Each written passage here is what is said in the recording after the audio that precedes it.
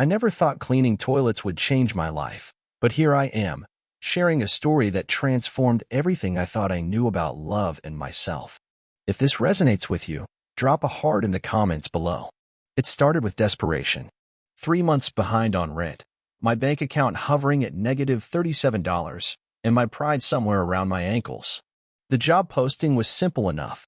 House cleaner needed, twice weekly, good pay, discretion required. I should have known that last part meant something, but when you're choosing between ramen noodles and actual food, you don't ask too many questions. The address led me to Beacon Hill, where the cobblestone streets whispered old money and the brownstones stood like sentinels guarding secrets I'd never be wealthy enough to understand. Number 43 sat perfectly maintained between two equally impressive buildings, its black door gleaming like it had been polished that morning. I rang the bell, tugging at my thrift store button down, hoping I looked more professional than I felt. The door opened, and my carefully rehearsed introduction died in my throat. He was tall, maybe 6'2", with dark hair that looked like he'd been running his fingers through it. His eyes were this incredible shade of green, the kind that made you think of deep forests and hidden places. But it wasn't just his looks that stopped me cold. It was the way he held himself, like he was carrying the weight of something heavy, something that made his shoulders curve inward just slightly. "You must be Dylan," he said, and his voice had this rough quality to it, like he hadn't used it much lately. "I'm Ethan. Come in." The interior of his house was a study in understated elegance. Hardwood floors that probably cost more than my car, if I'd had a car. Built-in bookshelves lined the walls, packed with everything from leather-bound classics to dog-eared paperbacks. A grand piano sat in the corner of the living room, its surface dusty but still commanding attention. "The job is straightforward," Ethan said, leading me through the rooms. "General cleaning, laundry, some light organizing. I travel frequently for work, so I need someone reliable." I nodded, trying to focus on his words instead of the way his hands moved when he talked, long fingers gesturing at various surfaces that needed attention. There was something hypnotic about the way he moved through his own space, like he belonged there completely but wasn't entirely comfortable with it. "I can do that," I said, my voice steadier than I felt. "When would you like me to start?" "Today, if you're available. I'll pay you weekly, cash." He named a figure that made my eyes widen. It was more than fair. It was generous. "That works for me." He showed me where he kept the cleaning supplies, gave me a key, and explained his schedule. Tuesdays and Fridays, he'd usually be at the office. I could come and go as needed, just lock up when I finished. "One more thing," he said as I prepared to leave. "I value my privacy. What happens in this house stays in this house." There was something in his tone that made me look at him more carefully. Behind those green eyes, I caught a glimpse of something vulnerable, something that made my chest tighten in a way I didn't quite understand yet. "Of course," I said. "I'll see you Friday." The first few weeks fell into a comfortable routine. I'd arrive around 9, spend 3 hours making his already clean house spotless, and leave before he returned from work. Occasionally, I'd find evidence of his life scattered around. A coffee mug with lipstick stains that didn't match his mouth, business cards from law firms, medical bills addressed to someone named Michael. It was the piano that got to me first. Every time I dusted it, I'd find myself running my fingers over the keys, not pressing hard enough to make sound, but feeling the smoothness of ivory that had been played recently. Sheet music sat on the stand, handwritten notes in the margins, and I found myself wondering what his hands looked like moving across those keys. The first time I heard him play, I was upstairs changing his sheets. The music drifted up through the floorboards, something melancholy and beautiful that made me stop mid-fold and just listen. He was supposed to be at work, but here he was, pouring his heart out through his fingertips. I crept to the top of the stairs, knowing I should make my presence known but unable to resist the pull of that music. From my vantage point, I could see him at the piano, his shoulders curved over the keys, his whole body moving with the rhythm of whatever he was playing. It was intimate in a way that made my chest ache. This wasn't performance, this was prayer, or confession, or something equally sacred. I backed away quietly, finished upstairs, and left through the back door without announcing myself. But something had shifted. The next time I cleaned, I found myself paying attention to different details.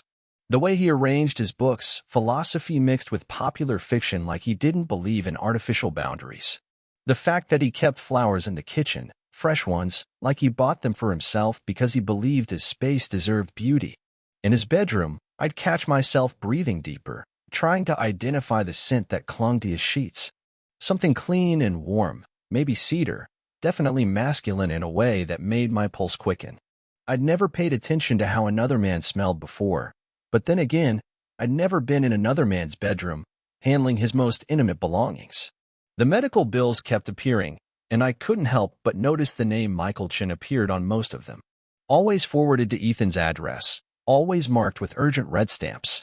I didn't read them, but their presence felt significant, like pieces of a puzzle I wasn't supposed to solve. Everything changed on a rainy Tuesday in October. I arrived to find Ethan's car in the driveway, which was unusual. He was supposed to be at his office, but the lights were on in the living room, and I could hear voices through the door. I almost left, but something in the tone of those voices made me hesitate. They weren't happy voices. They were the kind of voices people used when they were trying not to yell, trying not to break something that was already fragile. I used my key quietly, intending to slip upstairs and work around whatever was happening. But as I stepped into the foyer, I could hear them clearly. "You can't keep doing this to yourself," a woman's voice was saying. "It's been 8 months, Ethan. He's not coming back." "I know that." Ethan's voice was tight, controlled. "But that doesn't mean I have to pretend it didn't happen. Keeping his medical bills, forwarding his mail, playing his favorite songs every day. This isn't grief, it's self-torture. Sarah, please. I asked you to help me organize his things, not psychoanalyze my coping mechanisms. Someone has to. Look at this place. It's like a shrine. You've got his coffee mug in the sink like he's coming back for it. His clothes are still in your closet. His sheet music is still on the piano." There was a long silence, and then I heard something that made my heart break, the sound of a grown man trying not to cry. "I don't know how to let him go," Ethan whispered. "I don't know how to exist in this space without him. I should have left. I should have backed out the door and come back later, pretended I'd never heard this raw, private moment. Instead, I found myself frozen, finally understanding the weight Ethan carried in his shoulders, the careful way he moved through his own home. Michael hadn't been a roommate or a brother. Michael had been his partner, his love, and now Michael was gone in a way that left medical bills and forwarded mail but no possibility of return. "He loved you," Sarah said, her voice gentler now. "But he wouldn't want this for you. He wouldn't want you living like a ghost in your own life." "I know," Ethan said. "I know that. But knowing and feeling are different things. I managed to back out of the house without being detected, but I couldn't back out of what I learned. Everything made sense now, the careful privacy, the sadness that clung to him like cologne, the way he played piano like he was having conversations with someone who couldn't answer back. When I returned on Friday, Ethan was gone, but the house felt different. The coffee mug was no longer in the sink. Some of the sheet music had been cleared away. It felt like something had been decided, some corner turned, and I wasn't sure if that was good or heartbreaking. I was dusting the living room when I heard his key in the door. He wasn't supposed to be home for hours, but here he was, walking in with his tie loosened and his hair messed up like he'd been running his hands through it. "Dylan," he said, seeming surprised to see me. "I didn't expect you to still be here." "I'm almost finished," I said, suddenly aware of how I must look, dustcloth in hand, probably flushed from the exertion of moving furniture. "Take your time," he said, but he didn't leave the room. Instead, he sank into one of his leather chairs and just sat there, staring at nothing. "Are you okay?" The question slipped out before I could stop it, crossing the carefully maintained boundary between employer and employee. He looked at me then, really looked at me, and I saw something shift in his expression. Like he was seeing me for the first time, not just as the person who cleaned his house, but as someone who might actually care about his answer. "Not really," he said, and the honesty in his voice made my chest tight. "But I'm trying to figure out how to be." I set down the dustcloth. "Is there anything I can do?" He laughed, but it wasn't a happy sound. "Unless you know how to bring someone back from the dead, probably not." The words hung in the air between us, heavy with meaning. I knew I should say something comforting, something appropriate, but I'd never been good with other people's grief. I'd barely figured out how to handle my own. "I'm sorry," I said finally. "I don't know what happened, but I'm sorry you're going through it." He studied my face for a long moment, and I had the strangest feeling he was making some kind of decision about me. "His name was Michael," Ethan said quietly. "We were together for 3 years. Car accident 8 months ago. The simple words carried so much weight I felt like I might buckle under them. I'm so sorry. I keep thinking I should be better at this by now. Everyone says grief has stages, like it's a process you can work through systematically. But it doesn't feel systematic. It feels like drowning. I didn't know what to say to that, so I did something that probably crossed every professional boundary in the book. I sat down on the edge of the coffee table, close enough to reach out and touch him if I'd been brave enough. I don't think grief is supposed to be systematic, I said. I think it's supposed to be whatever it needs to be. He looked at me then with something that might have been gratitude, or surprise, or maybe just recognition that someone was finally talking to him like he was a person instead of a problem to be solved. Thank you, he said, for saying that, for not trying to fix me. I don't think you need fixing, I said, and meant it. Something passed between us in that moment, something that felt like the beginning of a different kind of relationship. Not employer and employee, but something more complicated, more human. I should let you finish, he said, but he didn't move from his chair. I'm in no hurry, I said, and realized it was true. I wasn't in a hurry to leave this room, to leave him sitting alone with his grief and his empty coffee mug. That conversation changed everything, though neither of us acknowledged it directly. Ethan started being home more often when I came to clean, not hovering or checking up on my work, but just existing in the same space. Sometimes he'd work at his laptop in the kitchen while I cleaned around him. Sometimes he'd play piano while I dusted the living room. I started staying longer, finding extra tasks that needed attention. His books could always use more organizing. The hardwood floors could always use another pass with the mop. The truth was, I didn't want to leave. Being in his space, being around him, felt like something I'd been missing without knowing it. One Friday, I arrived to find him in the kitchen, standing at the stove with a wooden spoon in his hand and confusion written across his face. I'm trying to make soup, he announced without preamble. But I think I'm doing it wrong. I looked over his shoulder at the pot, which contained what appeared to be vegetables floating in water that hadn't been seasoned with anything stronger than hope. What kind of soup? I asked. The kind that doesn't taste like sad water, he said, and I laughed despite myself. Okay, that's achievable. Do you mind if I help? He stepped aside, and I moved to the stove, adding salt and pepper, some herbs from the rack he apparently owned but never used. As I stirred, I was acutely aware of his presence behind me, the way he watched my hands move, the way his breath caught when I leaned across him to reach for the olive oil. Michael was the cook, he said quietly. I never learned because he enjoyed it so much. He said watching me in the kitchen was painful for anyone who actually cared about food. It was the first time he'd mentioned Michael in a way that was fond rather than just devastated, and I took it as a good sign. Well, you're not hopeless, I said, handing him the spoon. You just need practice. Our fingers brushed as he took it, and I felt a jolt of something that had nothing to do with cooking and everything to do with the way his eyes lingered on my face. Thank you, he said, and I wasn't sure if he meant for the soup or for something else entirely. We ended up eating lunch together, sitting at his kitchen table like it was the most natural thing in the world. He asked me about my life, and I found myself telling him things I hadn't planned to share. About dropping out of college when my parents cut me off, about the string of dead-end jobs, about the way I'd always felt like I was waiting for my real life to start. What did your parents cut you off for? He asked, and I felt my chest tighten. For being honest about who I am, I said carefully. They had certain expectations about my future, and I couldn't meet them. He nodded slowly, understanding passing between us without the need for more specific words. I'm sorry, he said. That must have been incredibly difficult. It was, I admitted. But it also taught me that I'd rather be broke and honest than comfortable and pretending. That's brave, he said, and something in his voice made me look up at him. I don't feel brave most of the time, I said.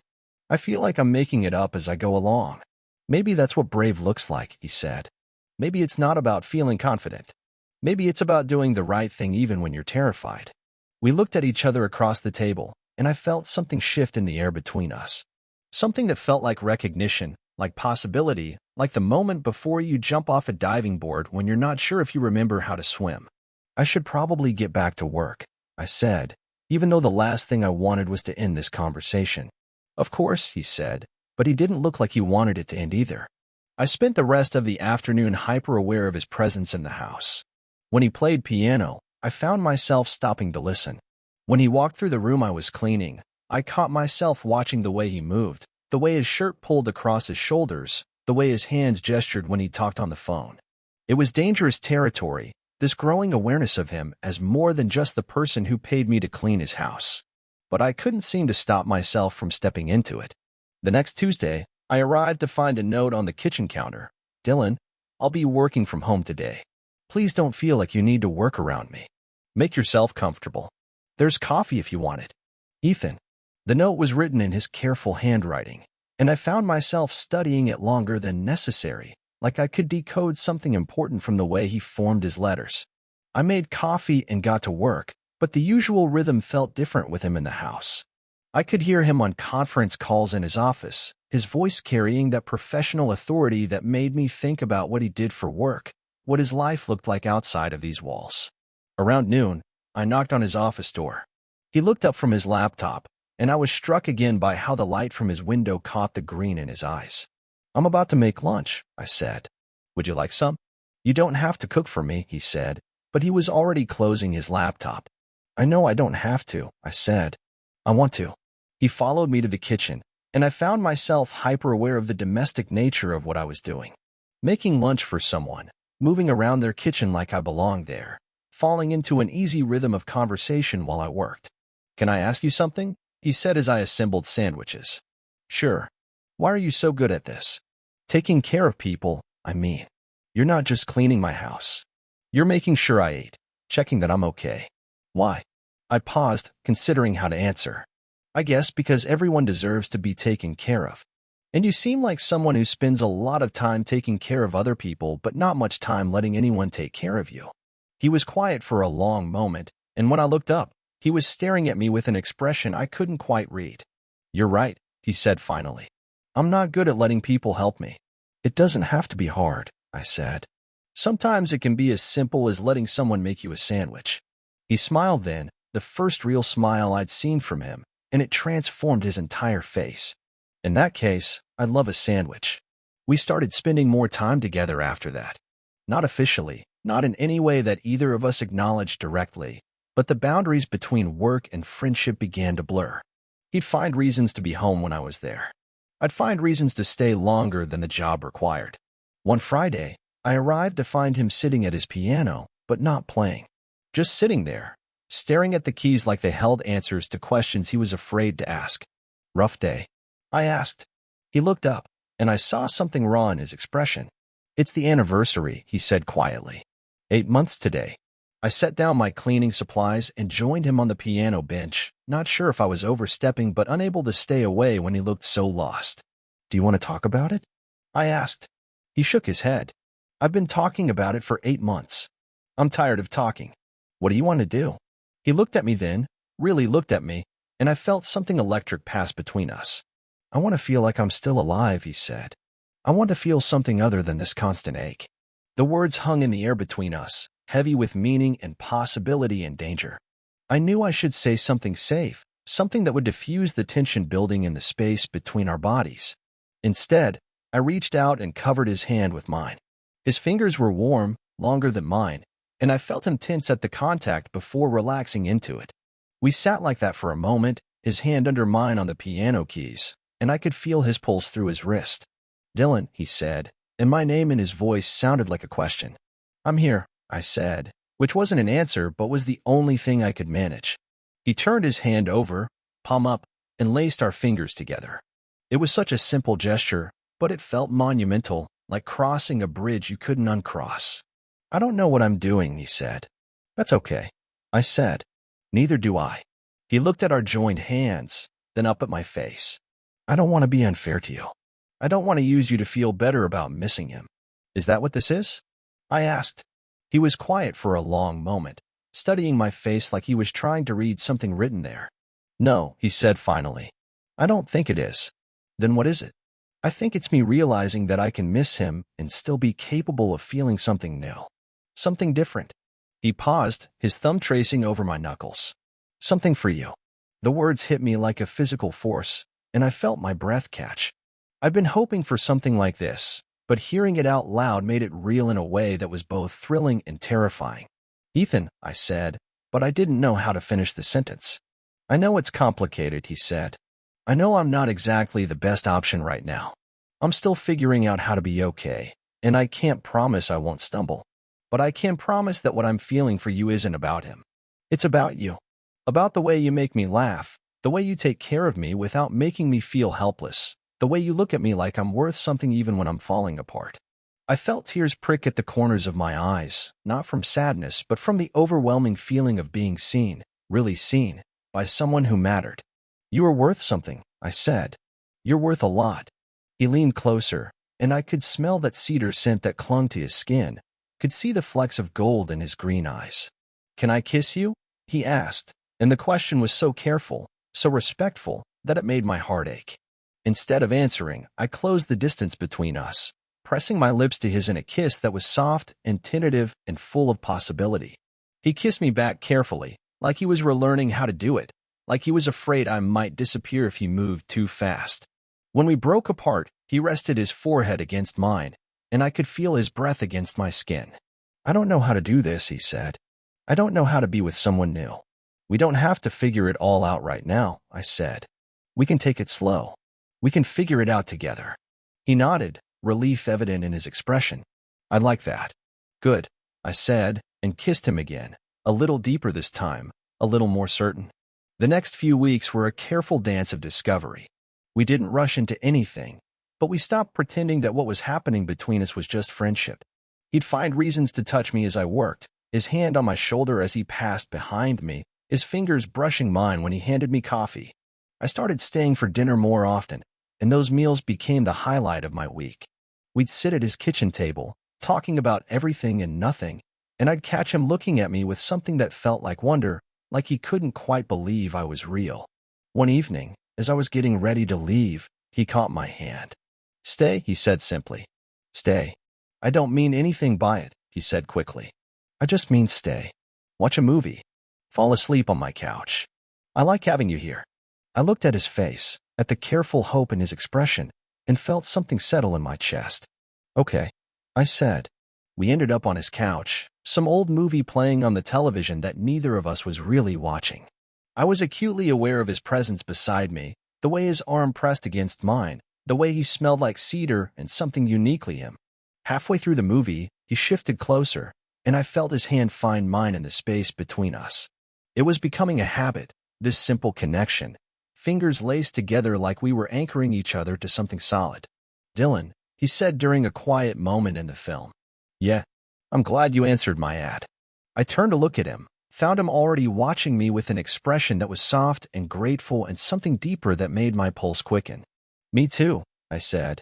He leaned over and kissed me then, slow and sweet, and I felt something shift inside me, some final wall crumbling down. This wasn't just attraction anymore. This wasn't just loneliness seeking comfort. This was something real, something that had the potential to matter in ways that scared and thrilled me in equal measure.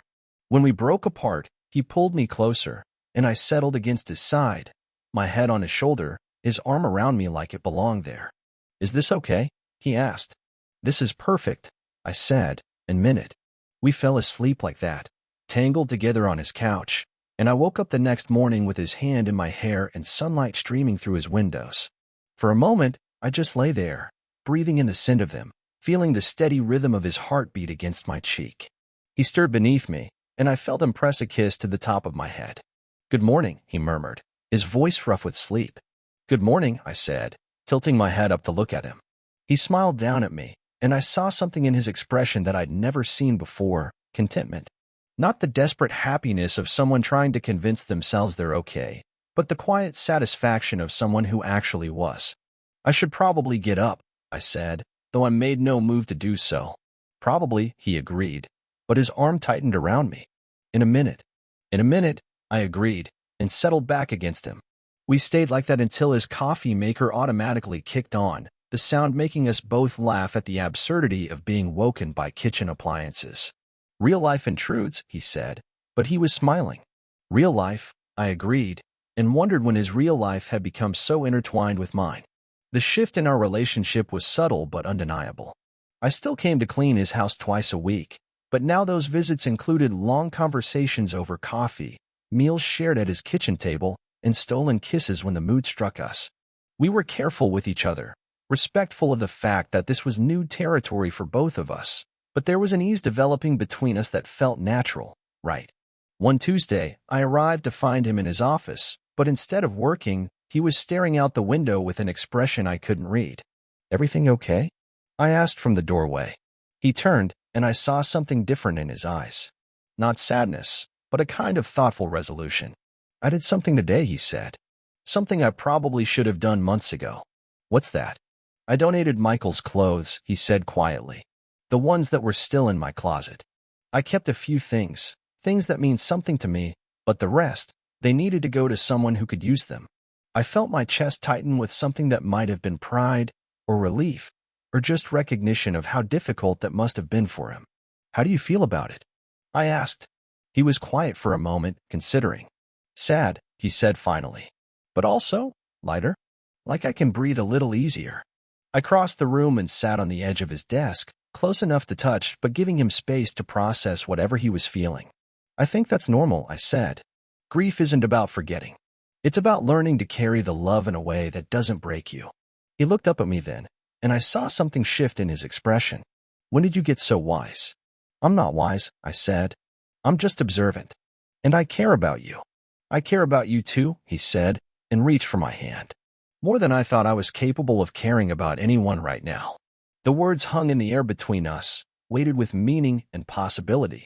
I felt my heart speed up, not from nervousness, but from the recognition that we were approaching something significant.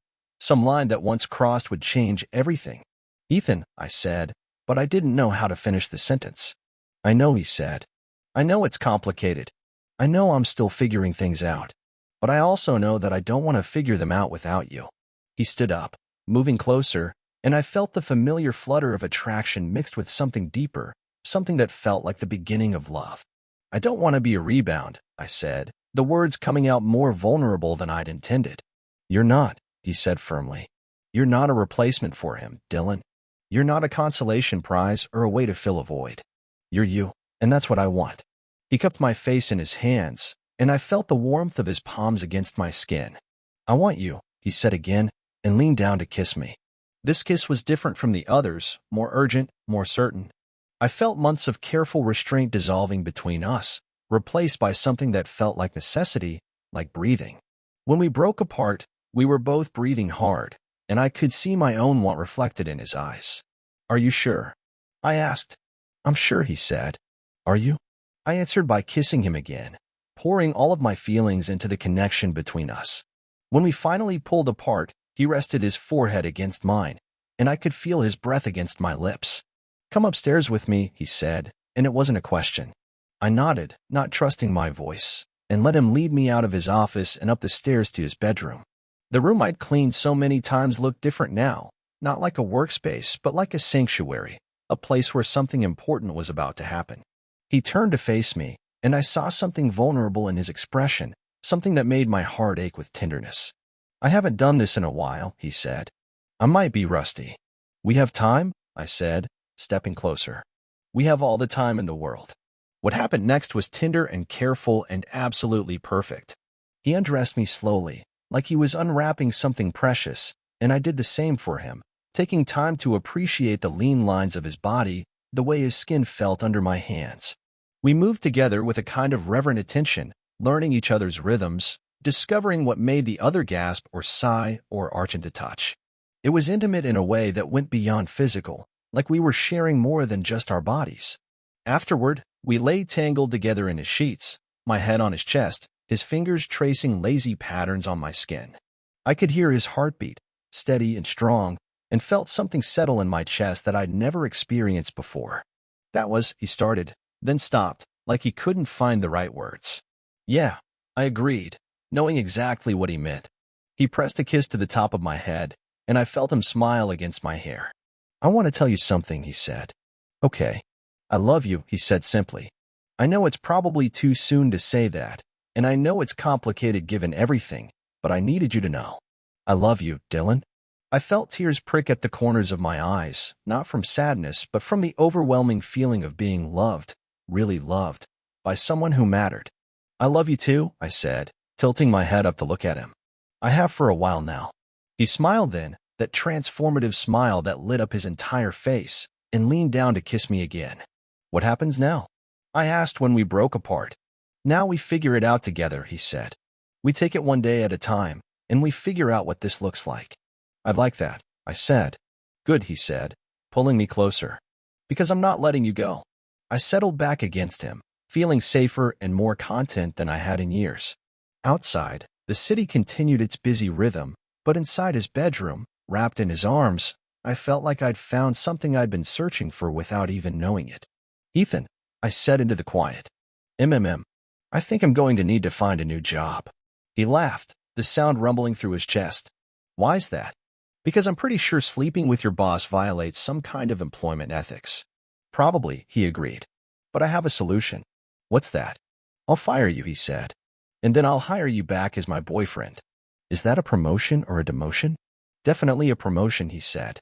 Better benefits, more flexible hours, and the pay is entirely in emotional currency. Sounds like a deal, I said, and sealed it with a kiss.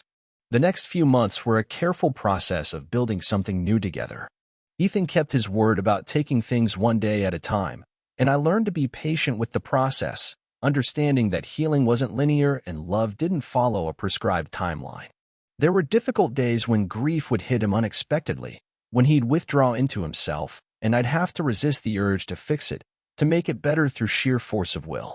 Instead, I learned to sit with him in those moments, to offer comfort without trying to erase his pain. There were also beautiful days when he'd play piano for me, his fingers moving across the keys with confidence and joy, creating music that felt like celebration rather than mourning. On those days, I'd see glimpses of who he was becoming, the man emerging from the shadow of loss. I did find a new job, working for a small property management company that paid decent wages and didn't require me to navigate the complicated dynamics of being in love with my employer. But I still spent most of my free time at Ethan's house, which was gradually becoming our house, our space, our home. One evening, about 6 months after that first night in his bedroom, I found him in the kitchen, standing at the stove with a wooden spoon in his hand and a look of intense concentration on his face. Please tell me you're not trying to make soup again, I said. He looked up, grinning. I'm making dinner. Actual dinner. With seasoning and everything. I peered over his shoulder at the pan, which contained what appeared to be a very respectable chicken stir-fry. I'm impressed, I said. You've been practicing. I had a good teacher, he said, leaning back against me when I wrapped my arms around his waist from behind. What's the occasion? I asked. Do I need an occasion to cook for my boyfriend? The word still gave me a little thrill, even after all these months. No, I said, but you usually do. He turned in my arms, and I saw something nervous in his expression, something that made my pulse quicken. Actually, he said, there is something I want to talk to you about. Okay, I said, trying to keep my voice steady. He reached into his pocket and pulled out a small velvet box, and my heart stopped. Before you panic, he said quickly, this isn't what you think it is. I know we're not ready for that yet, but I wanted to give you something. He opened the box, revealing a simple silver band with a small inscription on the inside. What does it say? I asked. One day at a time, he said. Our motto. I know it's not an engagement ring, but I wanted you to have something that represents what we're building together. I felt tears prick at the corners of my eyes, not from sadness, but from the overwhelming feeling of being loved so thoughtfully, so completely. Ethan, I said, but I couldn't find the words to express what I was feeling. I know we're taking this slow, he said. I know we're figuring it out as we go, but I also know that I want to keep figuring it out with you. For as long as you'll have me. Forever, I said without hesitation. I want to figure it out with you forever. He smiled then, that beautiful smile that had become my favorite thing in the world, and slipped the ring onto my finger. I love you, he said. I love you too, I said, and kissed him with all the certainty I felt about our future. The ring became a tangible reminder of what we were building together, something I could touch when doubt crept in or when the magnitude of what we'd found together felt overwhelming. It wasn't a promise of forever, but it was a promise of intention, of commitment to the process of loving each other through whatever came next. We settled into a rhythm that felt sustainable, healthy. I kept my apartment but spent most nights at his house. We cooked together, cleaned together, navigated the mundane realities of building a life with another person. It was ordinary in the best possible way, the kind of ordinary that felt like luxury after months of uncertainty. One Saturday morning, I woke up to find his side of the bed empty and the sound of piano music drifting up from downstairs. I pulled on one of his t-shirts and padded downstairs, finding him at the piano in his pajamas, playing something I'd never heard before. "That's beautiful," I said when he finished. "What is it?" "Something I've been working on," he said, looking almost shy. "I haven't written music in years, but lately I've been feeling inspired." "Can I hear it again?" He played it through once more, and I watched his hands move across the keys, watched the way his whole body moved with the music. It was joyful in a way that his playing hadn't been when I first started working for him, less about processing grief and more about expressing happiness. "It's about you," he said when he finished. "About us. About finding something beautiful when you weren't looking for it."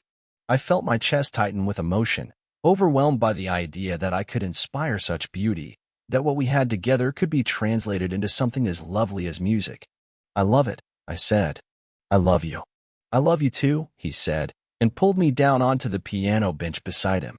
We sat there for a while, his arm around me, both of us comfortable in the quiet morning light.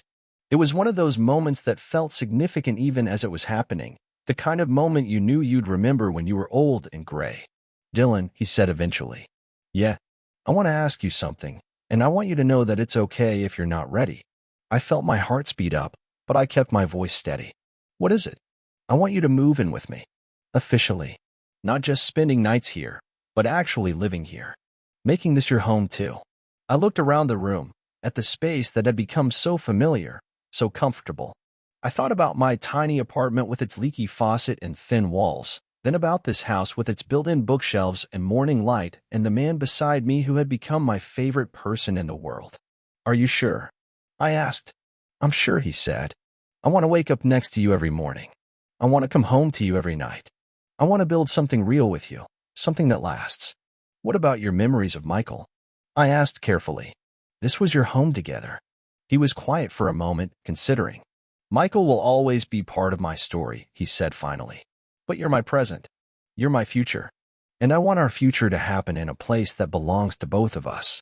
I felt something settle in my chest, some final piece of uncertainty clicking into place. "Yes," I said. "Yes, I want that too." He smiled then, that brilliant smile that had become my favorite sight in the world, and kissed me with a kind of joy that felt like celebration. "Really?" he said when we broke apart. "Really," I said. "I want to build something real with you too."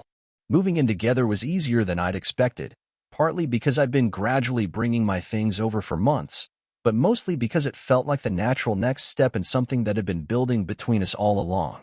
We rearranged furniture to make space for my books, cleared out drawers so I'd have somewhere to put my clothes, and slowly transformed his house into our house. The most significant change was in the bedroom. Together, we chose new sheets, new pillows, small changes that made the space feel like it belonged to both of us rather than just him. It was a careful process, respectful of his history while creating space for our future. One evening, a few weeks after I'd officially moved in, I found him in his office, looking through a box of papers and photographs. He looked up when I appeared in the doorway, and I saw something peaceful in his expression. "What are you doing?" I asked. "Organizing," he said. "Deciding what to keep, what to store, what to let go of." I joined him on the floor, and he showed me what he was working with. Photos of him and Michael, letters, mementos from their relationship. It was intimate in a way that could have been painful, but instead felt like being trusted with something precious. "This is good," I said, looking at a photo of the two of them laughing at some long-ago dinner party. "You can see how happy you were." "We were happy," he said. "For a while, we were really happy." "I'm glad," I said, and meant it. "I'm glad you had that." He looked at me then with something that might have been wonder. "You really mean that?" "Of course I do. The fact that you loved him doesn't diminish what we have. If anything, it makes it more meaningful. It means you know what love looks like, what it feels like when it's real." He set down the photo he'd been holding and reached for my hand. "I love you," he said. "I love you in a way that's completely different from how I loved him, but just as real, just as important." "I know," I said. "I love you too." He squeezed my hand, then returned to his sorting. We worked together in comfortable silence, him deciding what to keep and what to let go, me offering opinions when asked but mostly just being present for the process. "I want to keep this," he said eventually, holding up a small framed photo of him and Michael at a piano recital. "And this," he added, indicating a handwritten note. "But the rest. I think it's time." "Are you sure?" "I'm sure," he said. "I don't need all of this to remember him. And I don't want our home to feel like a museum." Our home.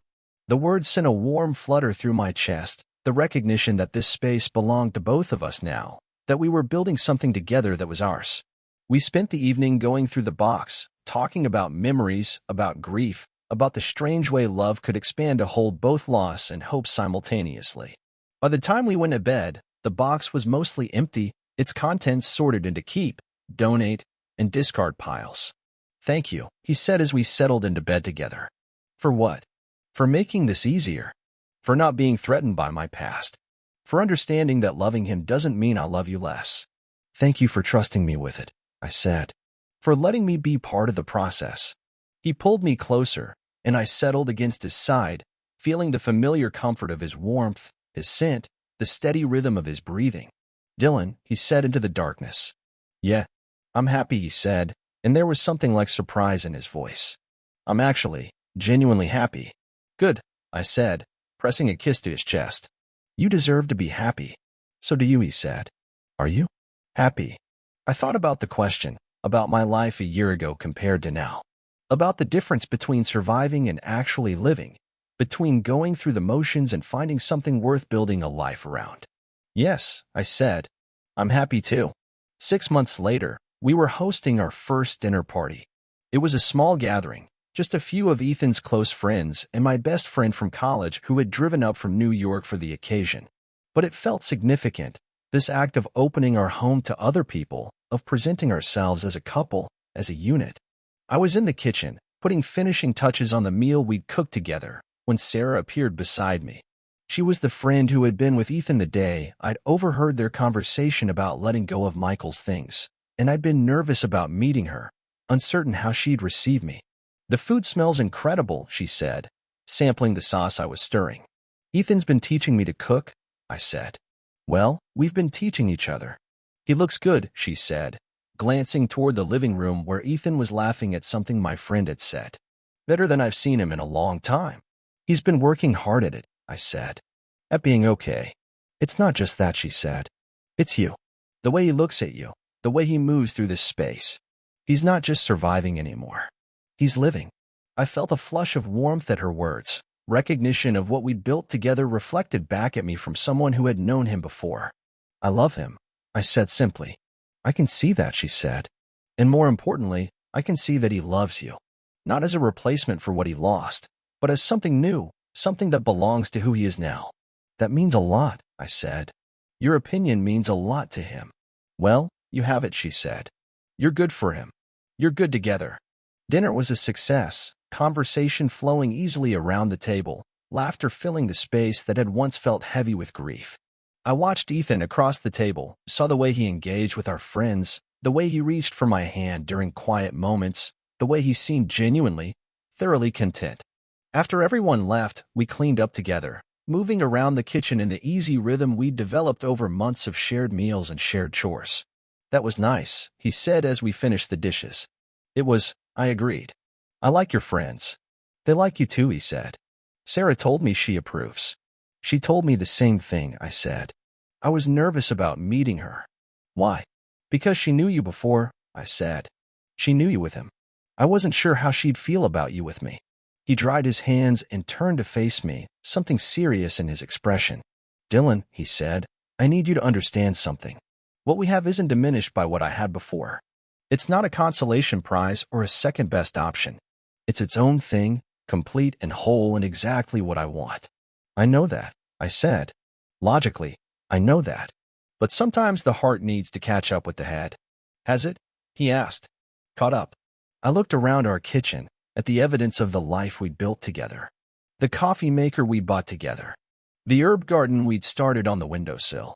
The calendar on the refrigerator filled with our shared plans and commitments. "Yeah," I said. "It has." He smiled and pulled me closer, wrapping his arms around me in the middle of our kitchen. "I love you," he said. "I love the life we're building together. I love who I am when I'm with you." "I love you too," I said. "All of you. Your past, your present, your future. All of it." He kissed me then, soft and sweet and full of promise, and I felt that familiar flutter of contentment, of rightness, of being exactly where I belonged. "What do you want to do now?" he asked when we broke apart. "Whatever you want," I said. "I want to go upstairs," he said. "I want to go to bed with my boyfriend in our house and wake up tomorrow knowing that this is real, that this is ours." "That sounds perfect," I said. And it was perfect, all of it. The way he took my hand and led me upstairs. The way we moved together in the space that had become ours. The way we fell asleep tangled together, comfortable and content and completely certain of what we'd found in each other. Here I am now, 2 years later, sharing this story with you. Ethan and I are still together, still building something beautiful one day at a time.